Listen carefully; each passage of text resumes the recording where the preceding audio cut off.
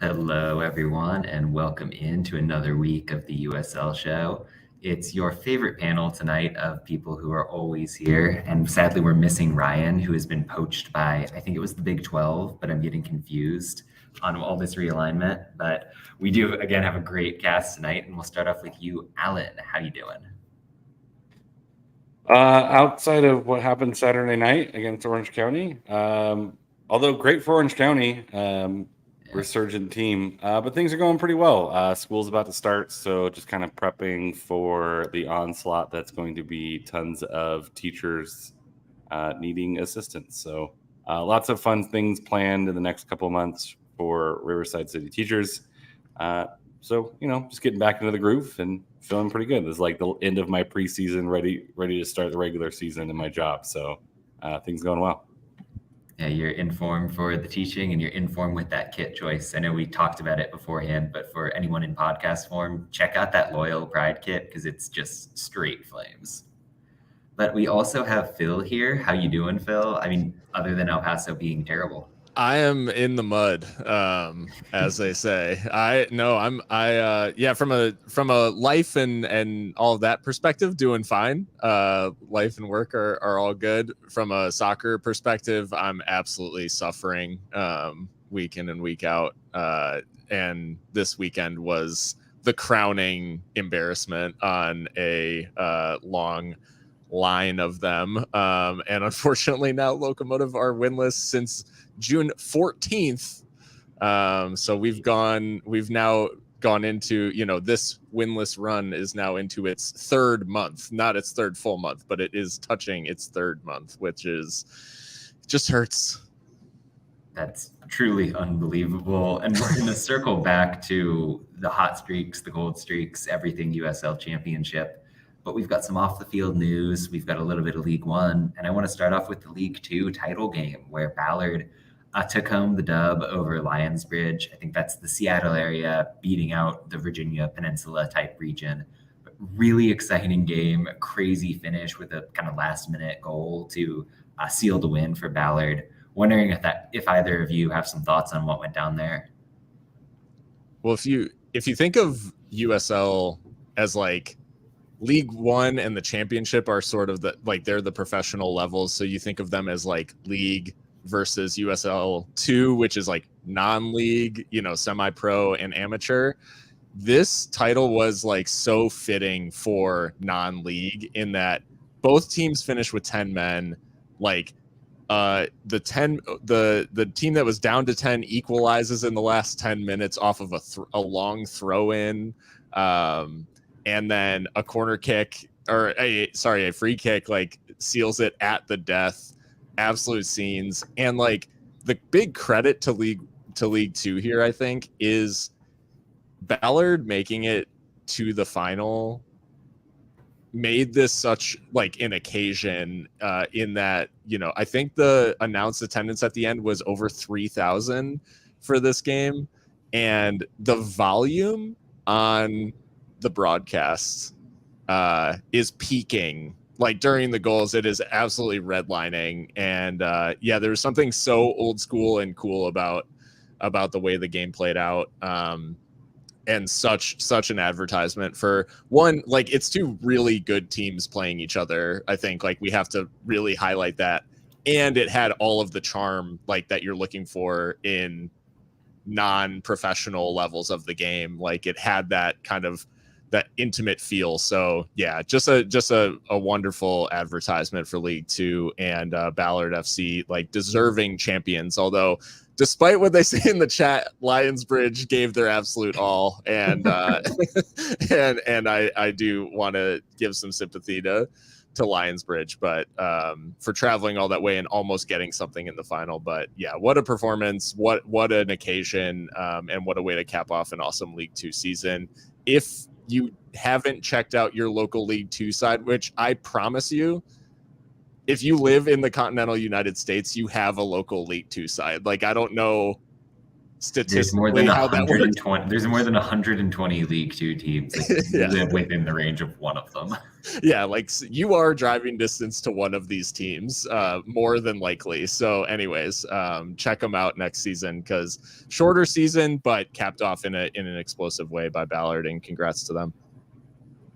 Yeah, I think the only thing this was missing was like people drinking like cocktails on their back porch watching the game, like that kind of element of kind of lower league English football, if you will. But yeah, it was a fun way to end the season. I was paying attention to what Redlands FC was doing, because that was where I went to college, and so there was like a little bit of a connection there, and they had quite a great season. I was hoping to catch them in the playoffs, but they didn't make it past their first round. But yeah, it's fun. It's what we like about lower soccer leagues, and they're competitive, right? There are other lower soccer leagues that might not be as compelling, but this is some pretty compelling soccer, especially in the playoffs. So congratulations, and then hopefully at some point they install some houses next door so people can watch from their backyards and make it really kind of a moment for us at home. Yeah, I mean, you spoke to the local aspect of everything with League Two. Like, there's a division of teams that's basically just New York City for me, and I haven't gone out to a game yet, and that's absolutely a priority next year, because like this is super fun soccer. And not only that, but it's a very good league in terms of player development and growth. One of the guys who was, I think, all league this year is in the Charlotte Independent system. He's tearing it up. He's going to be in their first team now. Nathan Opoku, who was with Ventura County in years past, like signed for Leicester within the past couple of months. The experience you're getting in League Two is a big deal. And I think when you've got something like Ballard, where they're getting 3,400 people out to this championship game, like they have a community around this team. And if you think that the environment around the USL Championship is really open and you can have a really tangible connection, doubly so in League Two. So I think this title game was really an advertisement for the mission of the league, the mission of the broader USL. And it kind of shows like the progress that we're making from top to bottom. So it's just really exciting all around. And I think, if I'm not wrong, the final was played at Starfire, Yeah. which felt like such a, I don't know, it felt like a kind of a connection between kind of old school development Sure. league soccer, in that, it was youth teams over like first teams, and this felt like sort of a passing of the torch in a way, in like player development being handed off to legitimate first teams that have fan bases that aren't just like youth teams playing tournaments in front of nobody or just their parents or whatever. These are legitimate clubs, trying to build something. So yeah, really cool passing of the torch. Yeah, and Starfire, of course, was the home of the Tacoma Defiance when they were in the league. Last time they were there, in the opposite conference, granted, but North Carolina FC was right there. And hey, North Carolina FC now declaring they're coming back up from League One. Steve Malik, the owner there, really seems to have picked up the investment in recent months and years. I think it's a good story. He had the option to come back up, and he's putting in the building blocks to really make it a good move. So I'd love to get some thoughts on North Carolina FC, not the Real Hawks, coming back to the league. I like all the memes of taking the picture that they used to make the announcement. That was him standing kind of awkwardly as if it was taken from a different picture and just like pasted in there. I think we talked about this a little bit in a previous week, of just like, it feels very much like in other leagues where they do have pro rel, where a team kind of realizes that they need to go down, regroup, and come back up again, and use promotion relegation as a way to kind of hit the reset button in a way that you get balloon payments down and then you get the investment back up. And I think that's what might be missing in United States. But I think having a team that's willing to commit enough to move back up and be competitive is exactly what you want, right? Say what you will about how they went down, if you liked it or not. They've clearly put in an investment and have been playing pretty well in League One.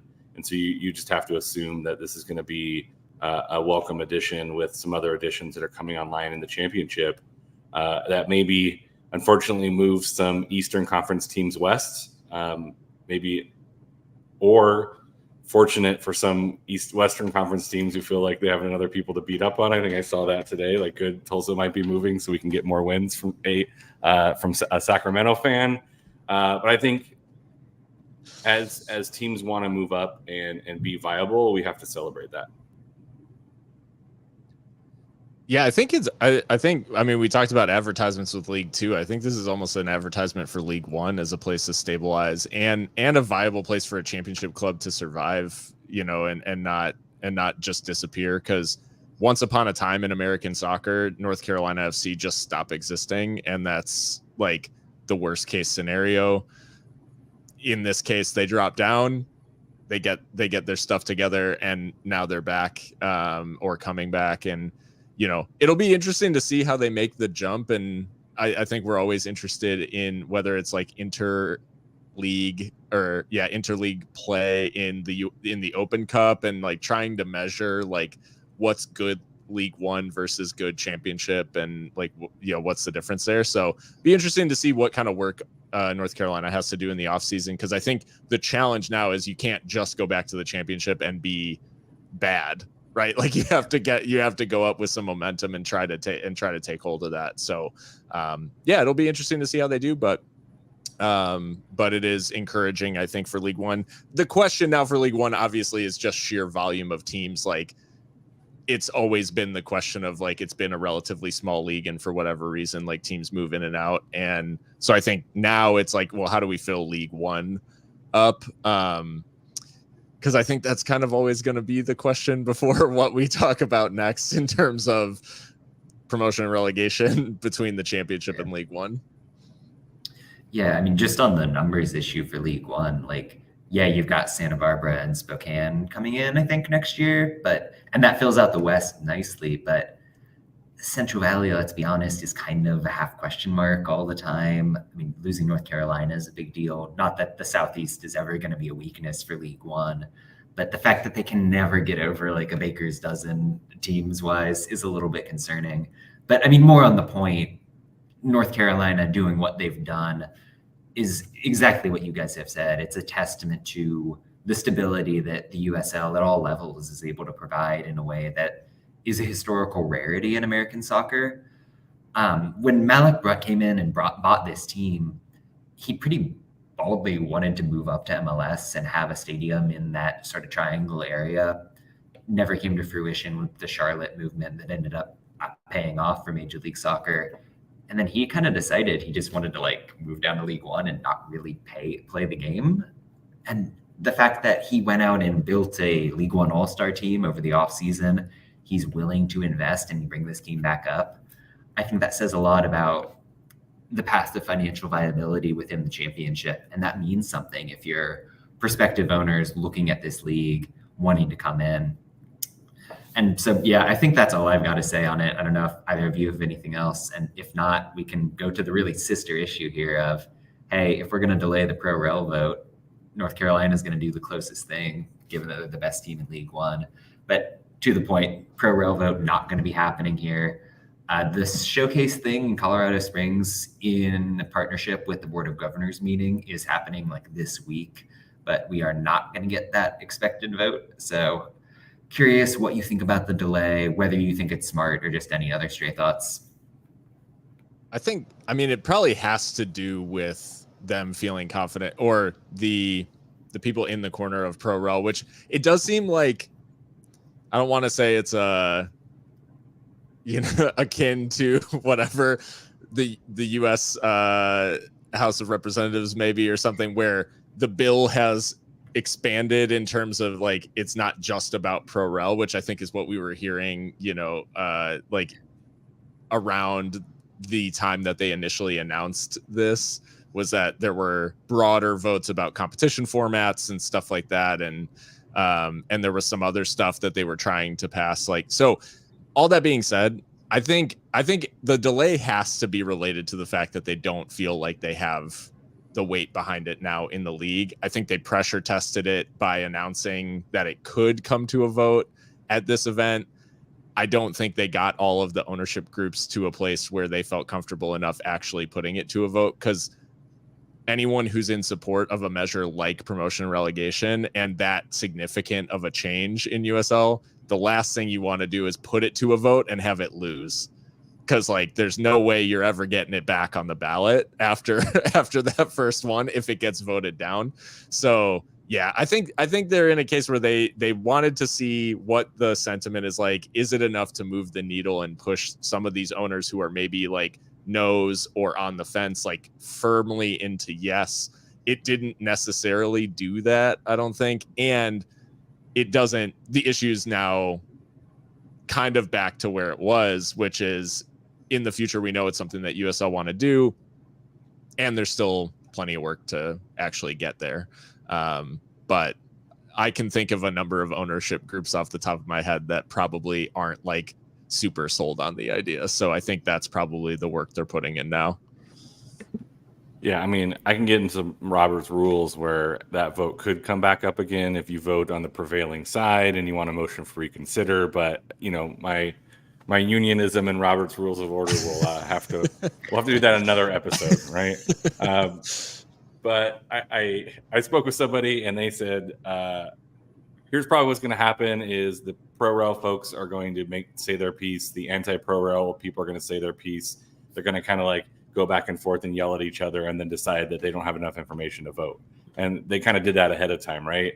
I do think there's some considerations after speaking with some folks that are purely financial, right? Like part of the reason why pro-rel works in England is that there's monetary assistance given to teams as they move up or move down to kind of balance the playing field, right? Let's say a mid-table USL League One team goes on a playoff run and ends up winning the championship and they get promoted. Are they going to have the facilities and the payroll to be able to compete?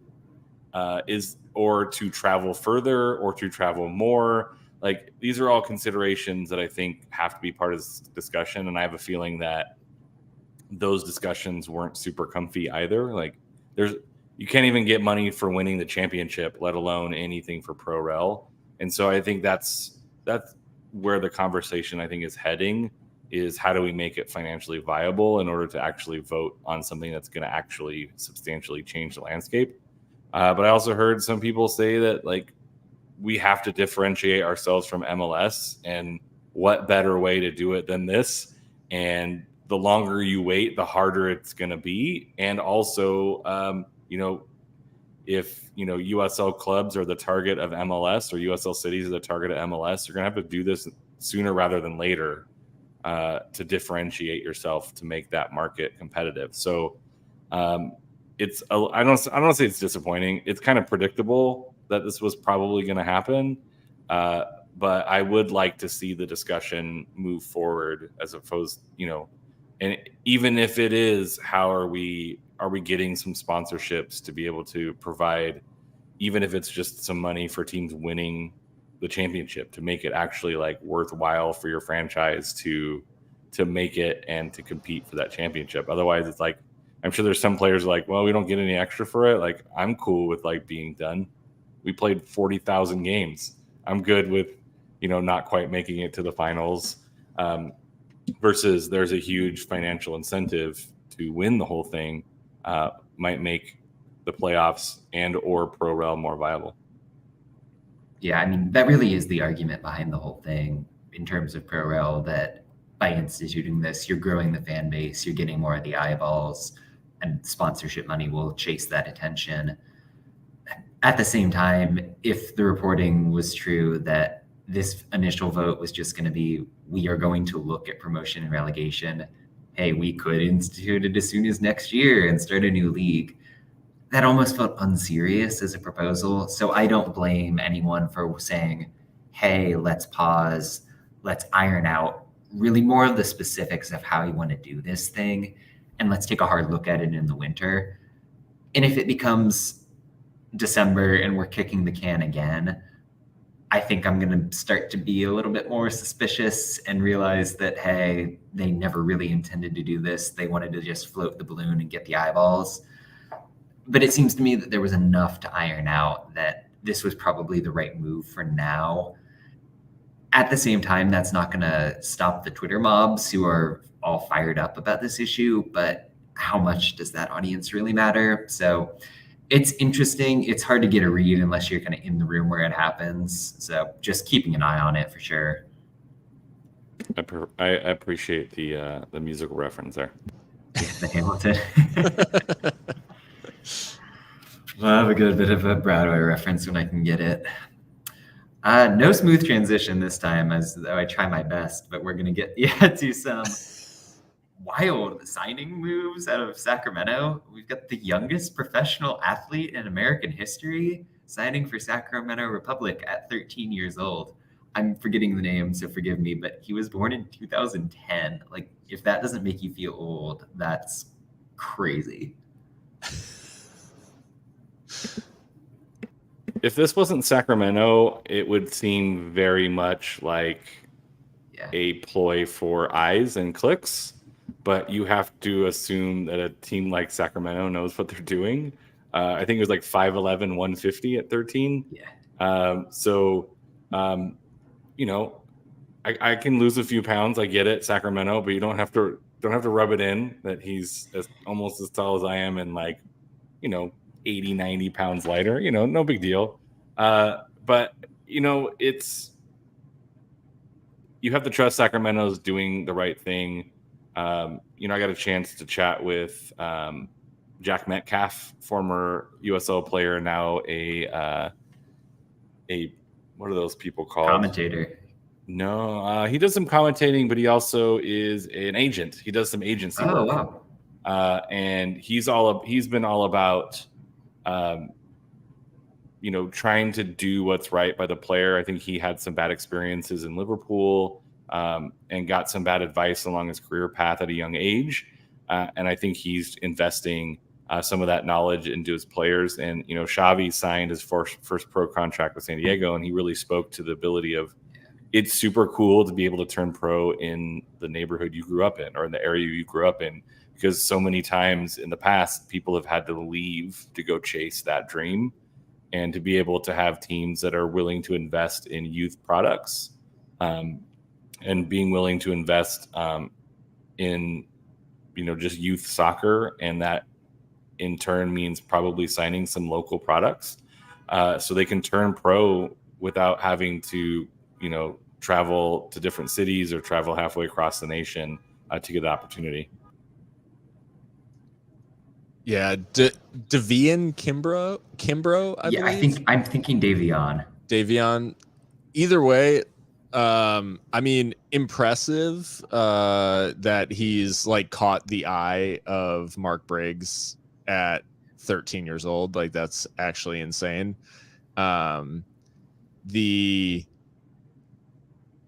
There were some jokes exchanged in the Seriously Logo group chat regarding like Victorian era industrial age labor laws in his signing. But no, I mean, it is like a testament, obviously. I mean, just looking through, you know, their press release, some of the records and the goal scoring that he's done, even at a very like low youth level, is really eye-catching. I mean, 27 goals in 31 games at 11 in a U13 side. So playing up at 11 years old, he's scoring, you know, almost just shy of a goal a game.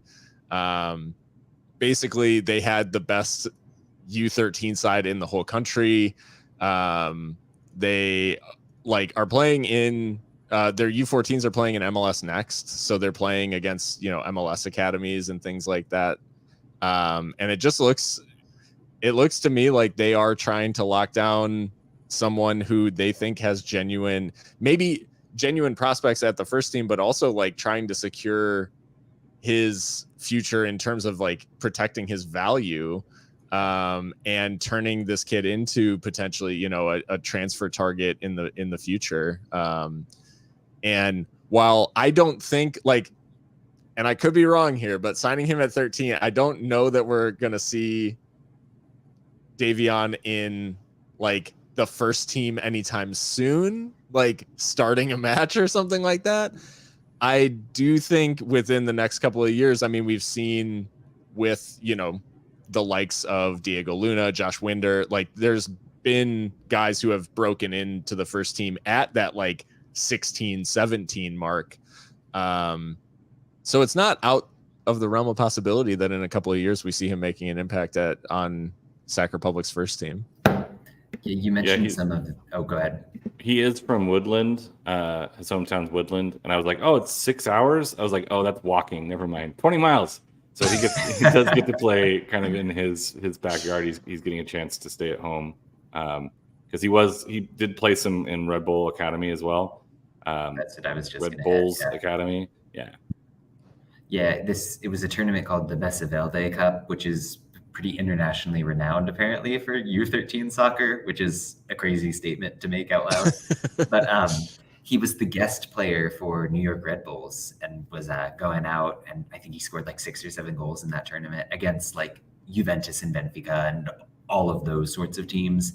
And this is a tournament where if you look at some of the like past records, like, oh, this is where Kevin De Bruyne really got on the map. So really following in the footsteps of some legit international footballers.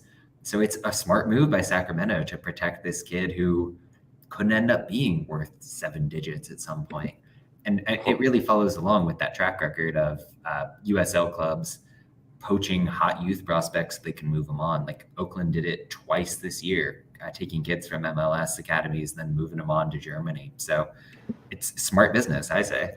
Hopefully he works on PKs, because if he's following in De Bruyne's footsteps, that's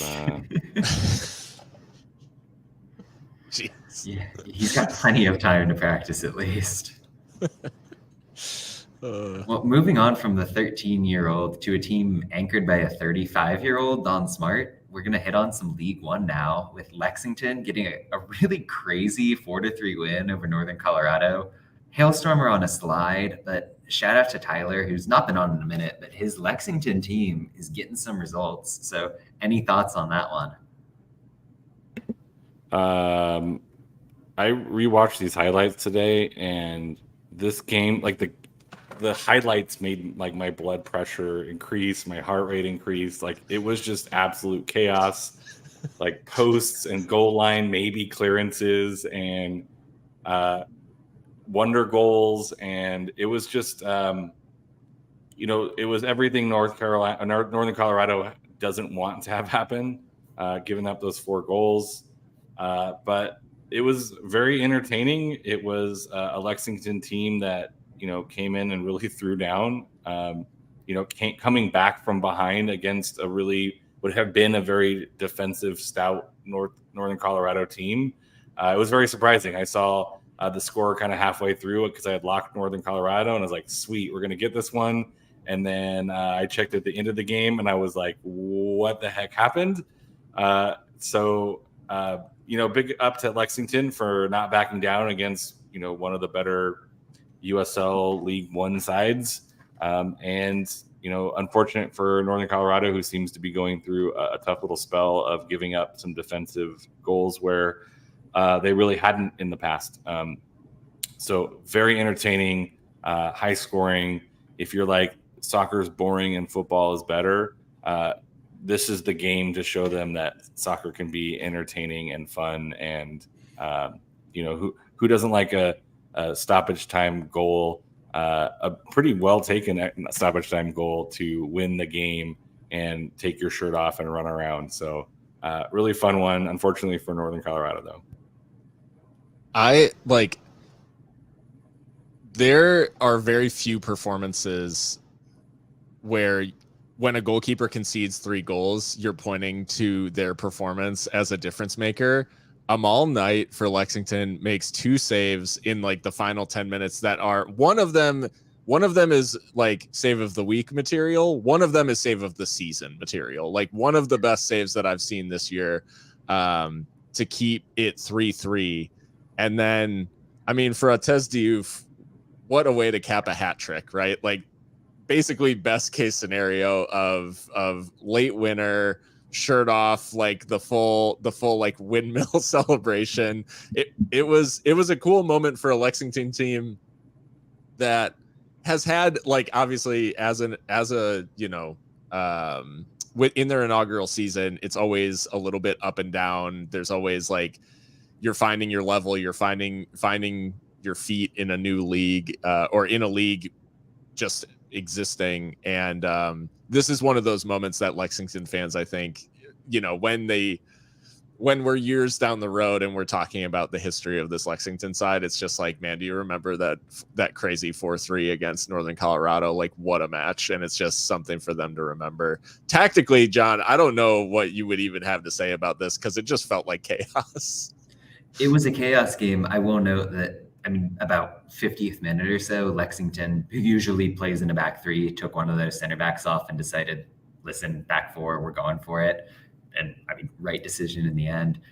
Artez Diouf is such an interesting player, just career arc wise, where I thought he was pretty decent in Austin. He had a cup of coffee with San Antonio. He was never someone who really flashed that goal scoring. Lexington kind of uses him as like a shadow striker often, and he's really excelling at that level. So maybe it's just the safety net of League One where he's kind of found the spot for himself, but it's lovely to see that sort of player breaking out. Northern Colorado, that's 3 straight losses, and they've given up 10 goals in those 3 games. Bad luck for sure. Like, Lalo Delgado has been awesome in net all year, and these things happen, but you wonder, had they been overperforming to a degree? Had they been too hot finishing wise in an unsustainable sort of way? Questions to be asked for the Hailstorm. So I don't want to count them out, certainly. Like, they're still solidly second in the table right now, but questions to be asked for what's going on with Eamon Zayed and co there. Shout out to the Northern Colorado production team for the most Curb Your Enthusiasm moment of the week when Hailstorm scored their second to take the lead. The camera stays firmly on the on Lexington's goalkeeper while wild celebrations are happening around him, and it literally just felt like boom, boom, boom. Like, I just really expected that to come in, because it was just like they stayed locked on the keeper and did not focus on any of the home players and their wild celebrations. I did that like USL lowlights video last year, and the best thing was a like bumper between things was just a goalkeeper looking like he's doing the 1,000-yard stare. Exactly. And hey, let's pivot to a USL championship game that ended just that way, with whatever Rocco Rios Nova was doing at the end in that Phoenix San Antonio game. This was a crazy one. I mean, San Antonio once again is up a man for about 80 minutes and does not look like scoring, but they pull it off this time. So crazy one out west. One of those that where at the end of the match, you're like, man, that's absolutely brutal on Phoenix. And from a sheer volume perspective, the statistician, you know, is like, San Antonio was bound to score at some point from one of their or two of their 28 shots that they had in the game.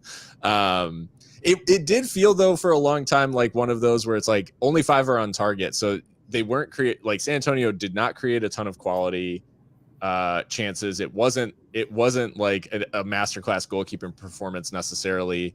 And yeah, it's just cruel that final moment. Classic case of goalkeeper wandering a little bit where you're at in stoppage time. I mean, the clock's about to cross 3 minutes deep into 4 minutes of stoppage time. And even watching the highlights back, I'm going full Aragorn, bring him down, bring him down. I'm just shouting, bring him down, because like even though you're the keeper, even though you're outside of your area, like there's just no way you can allow that shot to get up. Like you just have to foul him and just hope that the referee has enough sympathy that maybe there's a defender back covering. But yeah, absolutely brutal for Phoenix, who I think was actually like value for getting something out of this game. And it was, are we seeing the return of the, dare I say, mentality monsters for San Antonio? Yeah, I think some of that, the lack of quality came from just how well Phoenix defended when they were down a man. I think they were really brave. I thought they had to be exhausting, but 13 block shots. I think the announcers also got tired of saying it's a corner kick for San Antonio. They ended up with 19. And brave on Phoenix. I thought, very, very unfortunate, right? You defend, and you defend so well for so long. But I'm sure the heat of Phoenix played no favors for them, and almost turned maybe a home field advantage against them when you're running around. And I thought that Phoenix was going to get out of there with a draw. A really nice goal by Danny Trejo. As much as not a huge fan of Harvey as a player and how aggressively he plays. That was a really nice ball to put Phoenix up 1-0. I thought for a moment they would escape with a win, which would have been amazing. And then San Antonio scored, and I thought, okay, that's probably all they're going to get. Yeah, that last little ditch effort, Rios Novo's probably thinking I got to come out and just boot this into the stands, but just isn't quite fast enough to get there. And I think you're right. Like, I think in that instance, you're probably gonna get a red card, but it's not a PK.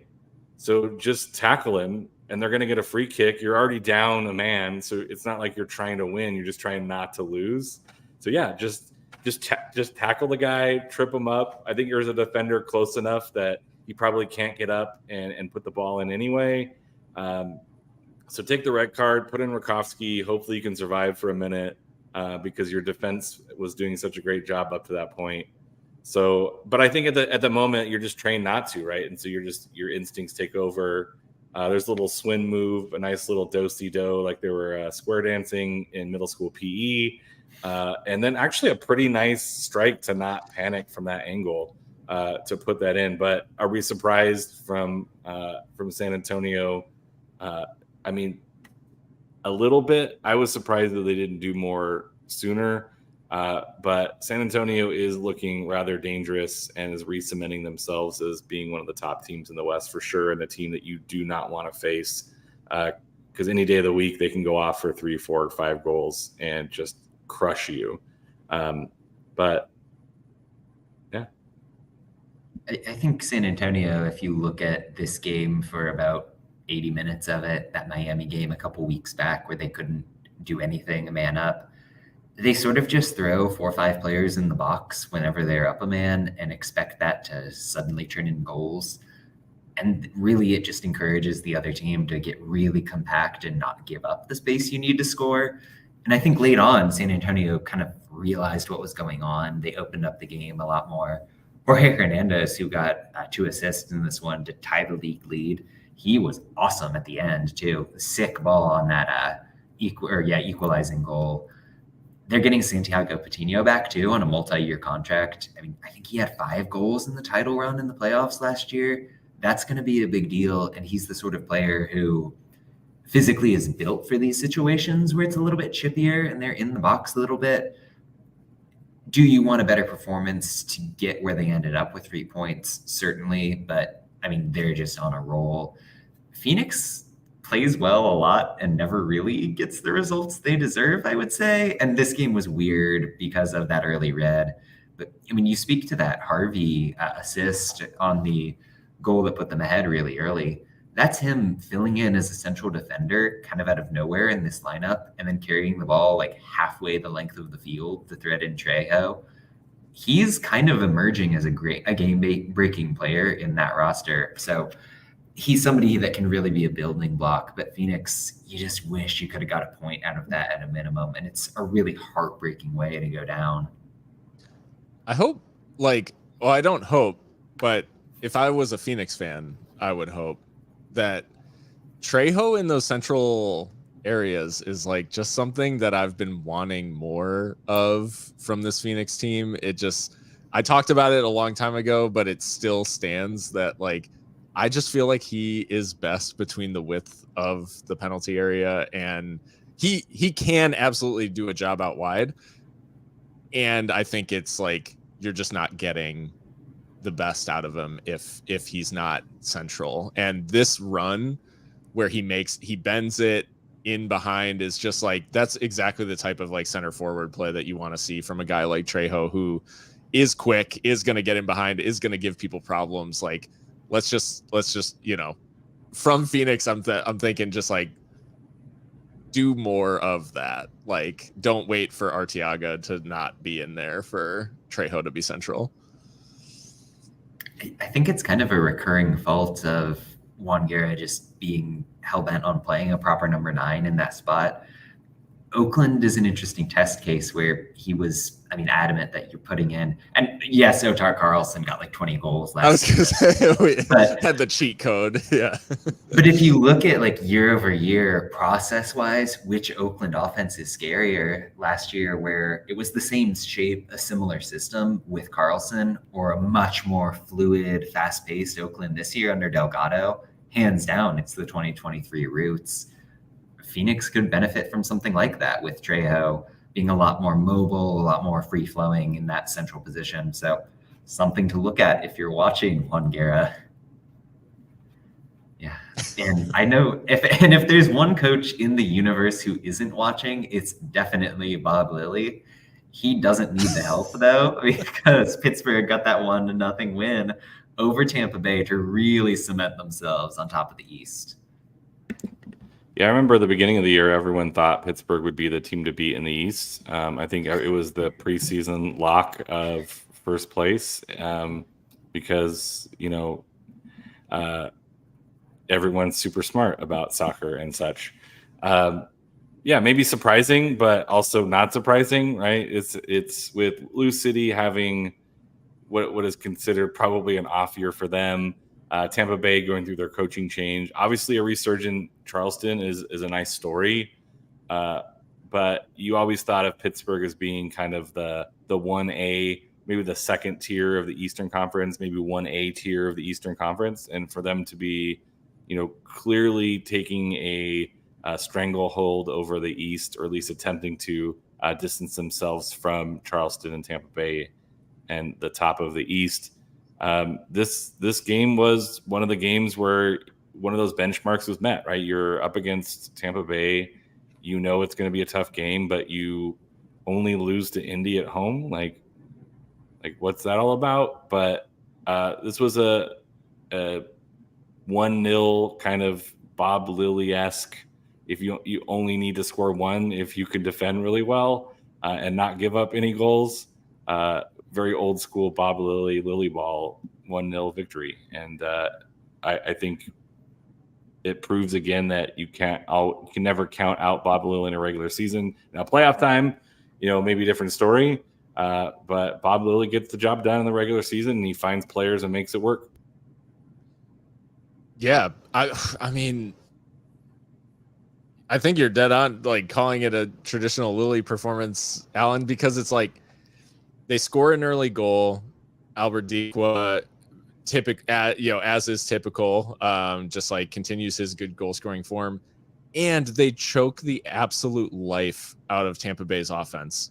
4 shots, not on target. There was only one of those from Tampa Bay. 4 shots in the whole game from a team that has 11 wins. Like, this is not a bad Tampa Bay team. They're just behind, they're right behind Riverhounds. And yeah, I think it's final, it's clicking. We saw the signs in the Open Cup. We're seeing kind of like the final form of this Riverhounds team now. Or maybe not final form, but we're approaching kind of maybe Lily's vision, where they were easier to get at earlier in the season, and now they're just not. They've absolutely locked things down defensively. So it's I don't know, it's business as usual up in Pittsburgh. When the early season it was looking a little shaky, Lily's got things figured out now, it seems like. Yeah, you mentioned in the chat that that shot that Niklas scored about 3 minutes in was the only shot on goal that Pittsburgh had all day, and that was fine because Lily's defensive game plan was just perfect. He's kind of had the same template working with the back five for a lot of the year tactically. He's been able to change up, like, are you pressing with two strikers? What's the shape? And how aggressive do you want the midfield to be? And he knew exactly what Nicky Law was going to do, and he set up his team to address it perfectly. And Lily is never afraid to, like, just say, Robbie Mertz, you're not playing tonight, even though Mertz on paper is one of their most talented players. Like, Edward Kiza is a really good striker at this level. And Lily's not afraid to say, you're sitting down because Tola Shawami is a lot faster and can get side to side in the press. I think the buy-in that he's got from this team shows every single time that they're out there. They deserve everything they've got. I know Alan was making the joke about it. I was so out on this Riverhounds team coming into the year. I think my data model had them like well outside the playoff hunt. They've proven me wrong. They've proven that wrong. I'm completely sold on what they're doing. So on the Tampa Bay side, it is what it is. Going into Highmark is no one's idea of an easy game. Law is figuring out what he wants to do. There's no worry in Tampa Bay. Like, they're going to get home field and be a threat when push comes to shove at the end of the day. Yeah, and as we move into the predictions then, let's start with two of the other rivals wedged between Tampa Bay and Pittsburgh here with a really interesting Louisville-Charleston game. And we'll start with Alan. Yeah, as I pull up my predictions, I'm going to soft shoe a little bit here. Yeah, I think someone asked me what was the surprise of the season, and I thought, Charleston had a good shout for one of the surprising teams this season that, outside of what we just talked about, Pittsburgh is, you hope that Charleston rebounds this year, but they're putting their money where their mouth is, I guess. They made some changes, and they're right there in the mix. 11 wins, not the greatest goal differential, but if you're in the East, maybe that's not as big of a deal, it seems like, as the West. Outside of maybe Tampa Bay and Pittsburgh, everyone else is negative. So to have a positive goal differential is also great. But I'm going to go and take a chance on Charleston beating Lou City this weekend. No, not this weekend. This week. Yeah, but stacked Wednesday slate, by the way. And yep, this will be the first game we're hitting from it. I have Louisville winning this one. I think Charleston, for the good, have just been like a little bit inconsistent. They're coming off a tough 1-0 loss to Oakland at home. Lou City, like, it was a close shave. I'll say, in terms of predicting this one, it was a little closer than it maybe would have traditionally been. Louisville haven't been great at home, like maybe all season, but even recently they've got one out of their last three, I think, wins at home. So, and that win was against Indy. No comment. So anyways, the whole thing, I have Louisville winning this one, but I do think it's a little bit closer than I'd traditionally think of going into Louisville. But yeah, Charleston they've just been that team where it's like hard to put a lot of faith in them just because they're so inconsistent, even though I like so many of the things that they're doing. Charleston's good about 80% of the time, and that other 20%, they just lay an egg completely. So you're scared of that. But I think I'm fully bought back in on Louisville. And I know it's only been like 2 weeks since the trade, but what they've done with that back three, getting Kyle Adams in there, and he's looking spectacular. The freedom it gives those wing backs is the thing. Like Amadou Dia, who's always been, for my taste, the best left back in the league, probably. He looks like a player transformed in new shape. Elijah Winder is having a breakout recently. A good interview with him, by the way, from Benton Vamos Morados, who's been on the show, friend of the show. But I just feel like Louisville has the tools to shut down this Charleston offense. I think Charleston still has some things to figure out roster wise. It feels like a Louisville win for me in this one. No Kaler on the show tonight, but we will be picking his beloved Birmingham Legion as they have a really tough game taking on Sacramento. So, Alan, where are you feeling on that? I'm definitely going Sacramento. I think Birmingham is, not performing super great as of late.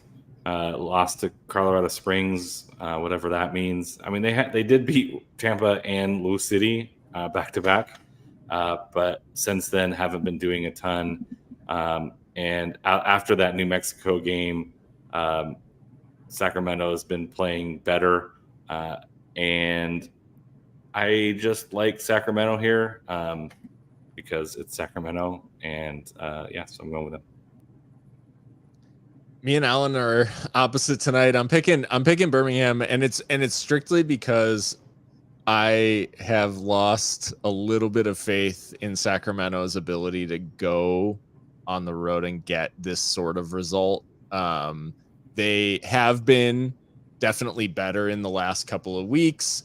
They had that sort of dip, and it was kind of weird because at first I was thinking like maybe, and we'll get on to maybe another team going through a much bigger dip. But Sacramento, they had this little dip, and it was we're thinking like, oh, is it not really going so hot? I'm thinking this is the sort of result early season I would have said, yep, Sacramento knows how to get this done. I've lost a little bit of that faith, so I think Legion will actually get the win in this one. The more I sit here thinking about this game, the more I'm mad I didn't lock Sacramento. Like, Birmingham has a midweek game. Birmingham kind of struggles to defend against teams that use a back three and attack with that front three, front five that the Republic roll out. Like, everything is kind of pointing to the Republic for me in this one. I also just think that Zico Lewis is kind of back to his Charleston form as this false linking number 9 for the Republic. John in the chat mentioned that Tyler Pasher is really been a big loss for the Legion lately. Yeah, I mean, I kind of just made the argument, like, I really think Sacramento do win this game. And Phil, you already previewed the coming attractions here. We've got two teams that are kind of in a funk with Phoenix and El Paso going at it here. Alan, we'll start with you before we get to the fun. Yeah, I guess the nicest way to put it is I think Phoenix is in a little bit better shape than El Paso is. El Paso is kind of in a little bit of a nosedive right now. They looked out of sorts against RGV. I didn't even watch the Miami game after I saw the score, and I was like, I can't do that to Phil by watching that game. I'm just going to pretend that El Paso is who El Paso was earlier in the season. But I do think, Phoenix, they played really well. I think they probably get something out of the game against San Antonio if they're full 11v11. And so I'm going to go Phoenix at home getting the win on this one. I have locked Phoenix. And there's two reasons. So I've locked Phoenix. One, because Locomotive, I guess to condense it down, is Locomotive early in the season. I think what we were praising Locomotive for was being able to adapt to each game, looking very prepared for every situation, and being able to adapt even roles within. They were playing the same exact shape every week, but roles within that team were adapting week to week. And it just seemed like every single game, Clearhout was making a lot of adjustments that just always seemed to figure the other team out. And now I'm not sure exactly what's happened like in the last few weeks, but it almost seems like the opposite, where every game they seem like they've found a way to not adapt to what the other team is trying to do and really accentuate like a lot of the strengths of some of these teams, which, to be quite frank, over the last couple of weeks between RGV and Miami, we're not talking about like the best teams in the league.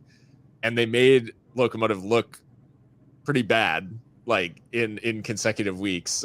Miami in particular picked Locomotive apart, particularly in the first half. I think there was maybe 15 minutes where Locomotive looked like they had a plan or looked like they were getting something. So anyways, all that being said, the wheels have come off, right, at Locomotive. And on top of looking like they don't have a great plan or aren't Phil, I want to stop you. You had like they're off the rails right in front of you, and you went wheels fall off. Okay, I'm so a little bit disappointed. But okay, I'll let so you continue. Alan, you have to understand that doing a Locomotive podcast weekly, the amount of potential train puns, it becomes something you actually avoid. Like, Yeah, but I you mean, pull the lever and try to hit the other whatever. There's not an easy metaphor there. Here's the thing. They look not only down from a tactical approach, from all that stuff, they look down confidence wise on top of it. Like they have fully bought into whatever this dip is. The team is now internalizing that it's gotten really bad. And the Miami game, it was just kind of the cherry on top of what has been just an awful run. Clearhout sent off at halftime as a penalties conceded, all that sort of stuff. So it's just piling up for Locomotive. And the bottom line is, I'm locking Phoenix. I can either shock this team out of a funk with a bad prediction, or I get additional points for Phoenix winning. So yeah, it's the win-win for me. Phoenix quietly has 1 win in 5. El Paso obviously on their pretty long winless streak. Neither of these teams looks like they want to get a result as of late. You hit the nail on the head with El Paso. Just kind of looks like they're coming with the same approach that blatantly isn't working week in and week out. Like, say what you will about Rising's results. I think they've been unlucky, and I think Guerra is willing to push some buttons to make changes that can pay off for him. That said, El Paso can't keep losing like this. So I went with a draw. I don't know if I feel great about it, but the Locomotive are going to start to pick up soon enough, I say. At some point, probably they'll start like scoring a goal or two and maybe keeping some out. God willing. Well, we're going to pivot down to League One now. We've got a nice little Southeastern matchup to kick things off with Richmond taking on North Carolina. Yeah, I scrolled past my predictions, and I am going to go with North Carolina. We talked about how well they've been doing. Not that Richmond is a bad team. They've just been kind of in a funk of form. And North Carolina's won 3 straight. One of those being against what at the time was a pretty good Northern Colorado. It was the team who ended Northern Colorado's pretty substantial win streak or unbeaten streak, and they've set off on their own. While maybe they did a little Freaky Friday and they switched places to continue along that streak. So I'm going to go with North Carolina. I am simply playing the law of averages here. Richmond winless in 5. North Carolina won 3 straight. I predict Richmond to break their streak and end North Carolina's streak. So Richmond to win this one. This is the hard-hitting analysis for it. I think Richmond's the concerning thing about this team is that they've got Terzaghi. He's got 9-10 goals. He's in the Golden Boot race perpetually. Like, no one else on this team is ever scoring with consistency. North Carolina, when they pack it into that deep 4-4-2, they're too hard to break down if you've got one guy who's driving the train. It feels to me like it's going to be a win for North Carolina to cap off a little bit of a big week for that team. Then one more game to hit here prediction-wise, as we've got Forward Madison taking on One Knox. Alan. Yeah, I mean, a couple weeks ago, I think we talked about Forward Madison is a quality USL 1 team. This year, they're no longer kind of the more kits than wins because they have 9 wins and less than 9 kits. So good for them. And, maybe a little bit up and down as of late, but Knox has been consistently not great. Their single win in the last 5 came against Central Valley, who is down in the cellar. So I went with the Mingos, and hopefully they go full Mingo and win this one. I do have Madison winning as well. I think the emotional ups and downs of Lexington's win in Colorado are going to take a little bit out of them.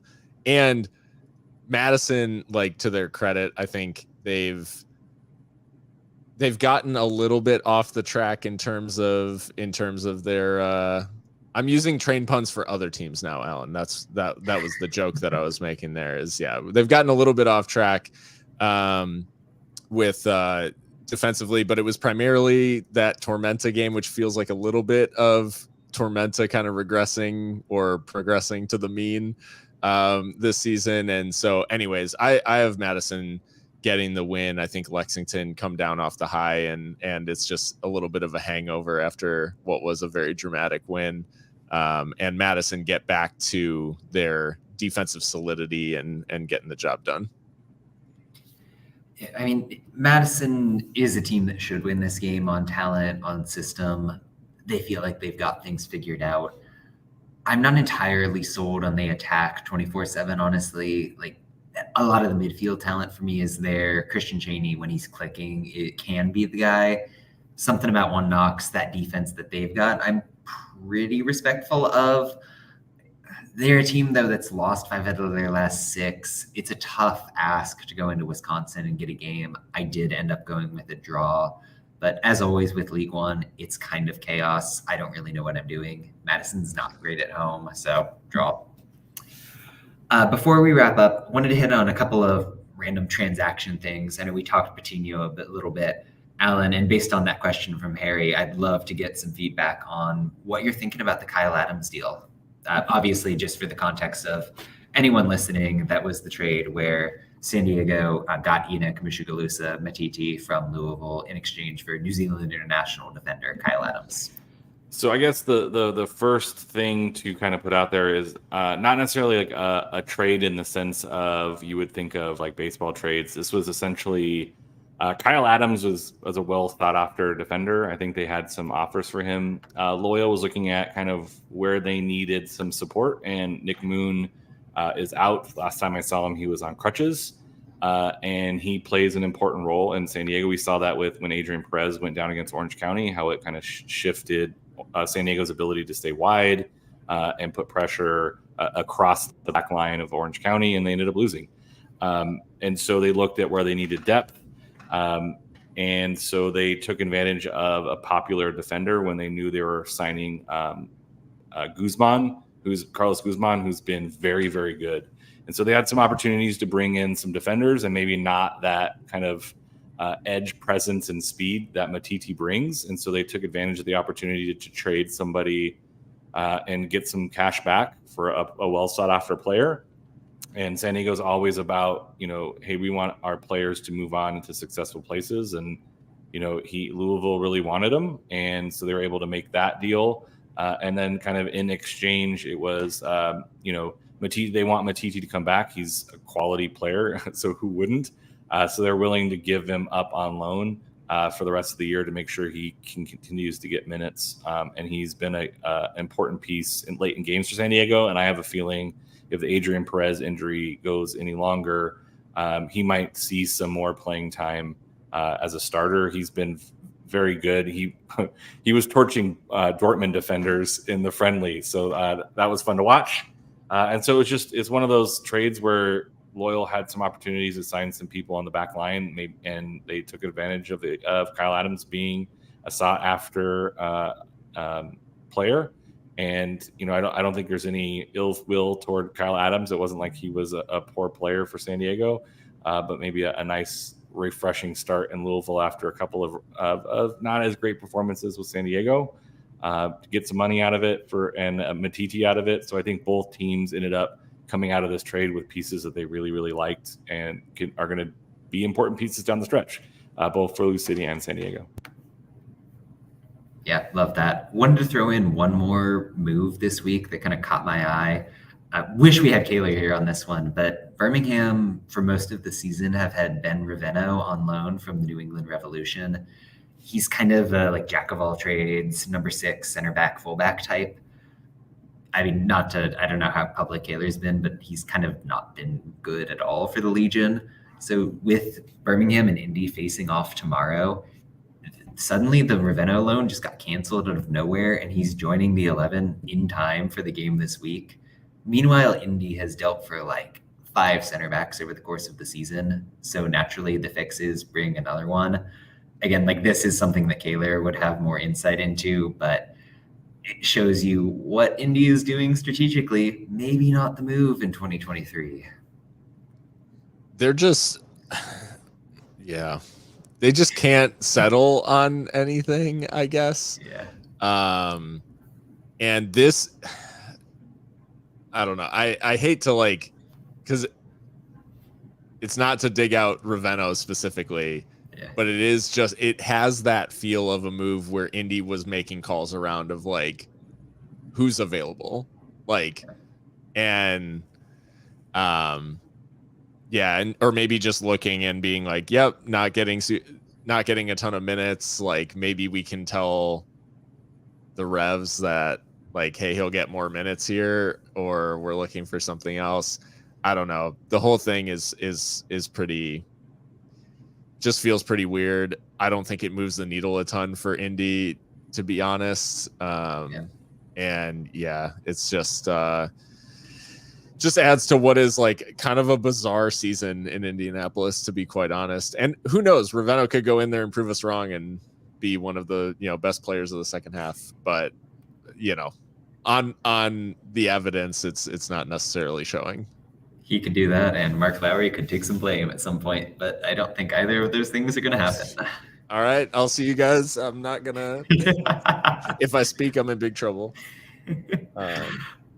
Yeah. Any other notes from you two on USL action? All right. If not, we'll move into the dumb last phase that we always cherish here. So, Alan, what's new? What you watching? What you into over the next week? I don't think I said this last time, but we watched the Barbie movie in the drive-in theater, and it was fantastic. It was very good. We went and saw Jinx Monsoon's live performance, and it wasn't your typical drag queen performance because she sang with a live band, and the mix was a little bit weird, but the performance was one of the most entertaining shows I've been to in a very long time. And then tomorrow night we get to go see Beck and Phoenix in concert, and so that should be also a completely different vibe. And so we're just trying to get out to see some performances, and just I'm obviously people know I'm away from home during the week, so we try to find some things to do that are enjoyable to spend time with each other on the weekends. And this one happens to be midweek, so I'll be driving to Orange County to watch Beck and Phoenix. And then, school starts up, like I said at the beginning, and it'll be super busy time. So we're just trying to get it in now when we can. Very cool. Very cool. Yeah, what a show that'll be. That's awesome. Yeah, I don't know. I've been kind of all over the place. I've been really upset, honestly, with the Women's World Cup being in Australia, New Zealand, because Eastern time kickoffs are absolutely freaking brutal in this tournament. So I feel like I'm always like, yeah, I'm going to do this. And then it's like an alarm, I assume, goes off at 3 a.m. to watch the US women. And that was not happening. So then you wake up to news of, the nonsense surrounding the team and all of the talking heads, having their say. All that being said, I think like the tournament itself has been so entertaining. I just wish I could have watched more of it live, and because I feel like I'm catching up most of the time. And then I'm trying to remember. I did make it out to Oppenheimer. I don't know if I talked about that on this show because it's been a little bit since I've been on. So, yeah. That was like a couple weeks ago. I'm such a fan of Nolan that like I I have to caveat any reviews of the movie with the fact that I do love Christopher Nolan and the way he tells stories. And I think he did a really good job in this one too, despite the problematic subject matter, right? And all that being said, yeah, all of the stuff that you expect from a Chris Nolan movie, like soundtrack, amazing, Yeah. visuals, amazing, like yeah, just really, really great. And some of the performances in it are just unbelievable. So yeah, if you haven't checked it out yet, I'm sure I'm well behind the 8 ball here in saying it out loud. Like, yeah, Oppenheimer is good, but it is.